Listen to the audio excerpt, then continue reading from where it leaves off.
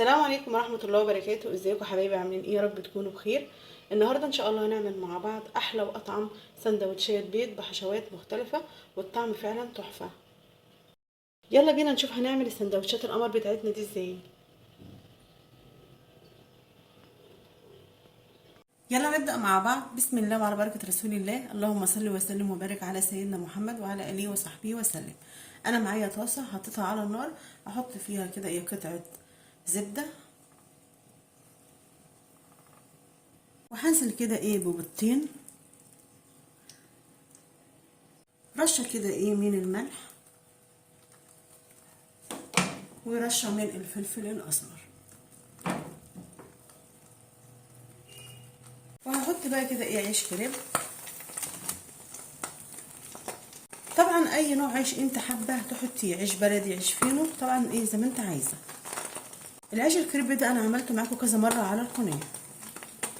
هنقلبه كده على الناحيه الثانيه، وبعدين كده هحط بطاطس مهروسه. طبعا اي حشوه انت تحبي تحطيها. طبعا البطاطس المهروسه دي انا عملتها معاكم على القناه، هسيب لكم الرابط بتاعها في صندوق الوصف.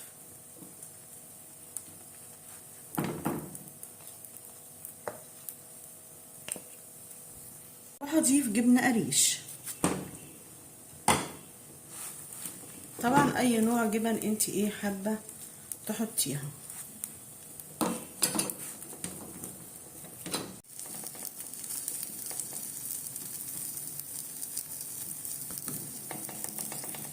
هنسيبها لحد كده ما تتشمع من تحت كده وتدي معانا لون ذهبي، وبعد كده هنقلبها. هنقلبها بقى كده.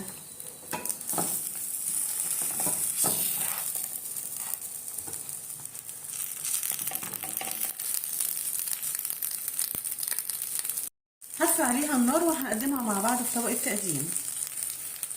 نفس الطاسه اللي احنا عملنا فيها برضو هضيف كده قطعه زبده، وهولع النار. طبعا النار تكون متوسطه، ما تكونش النار عاليه. هنزل كده ببيضايه، رشه كده من الفلفل الاسمر، ورشه من الملح. هنزل كده بالعيش الكريب، وهقلبه كده على الناحيه التانية.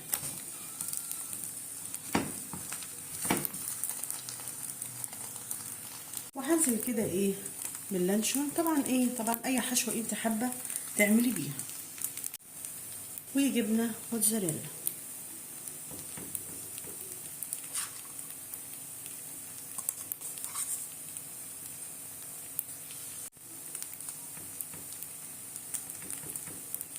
بعد كده هسيبها لحد ما تتشمع كده من تحت، وبعد كده هروح قلبها. هطبقها كده بالشكل ده.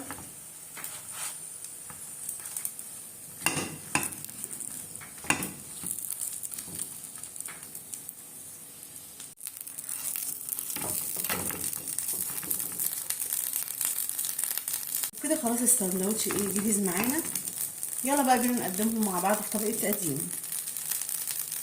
احلى واطعم سندوتشات بيض عملناها مع بعض، بصراحه في منتهى الجمال. تنفع معاكي فطار او عشاء، تحفه.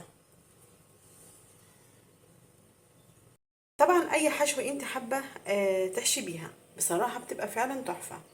جربوها على طريقتي، ان شاء الله هتعجبكم. نتقابل ان شاء الله مع فيديو جديد.